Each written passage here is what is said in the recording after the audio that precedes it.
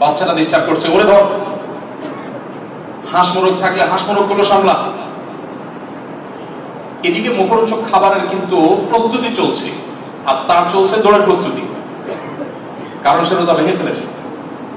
আর যে ছেলেটা রোজা কন্টিনিউ করেছে তার কষ্ট হয়েছে ঠিক, কিন্তু ইফতারের আগ মুহূর্তে সুবহানাল্লাহ, আমার প্রিয় বন্ধুবর, আমাদের মুফতি সাহেব সাহেবের মতো এরকম জামাইয়ের মতো তাকে সাজায়া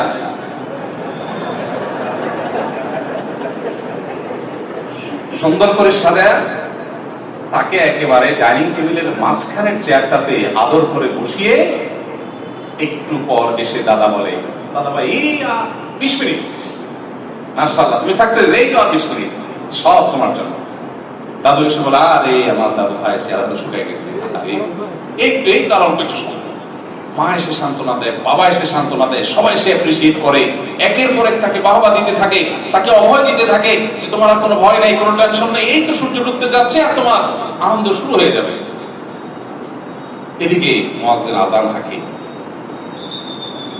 দাদা দাদু ভাইয়া আপু মা বাবা সবাই খেজুর নিয়ে দৌড়াদৌড়ি শুরু হয়, সবাই শপথের সিরিয়াল ধরে। কার জন্য? ওই রোজাদার ছেলেটার জন্য, যে বাবা তুমি খাও, কাপটা নিবে, সবাই অপেক্ষমান থাকে। ইন দ্য মিন টাইম যে রোজা রাখে নাই, ভেঙে ফেলছিল, ও কিন্তু হাসপাতাল নিয়ে আছে।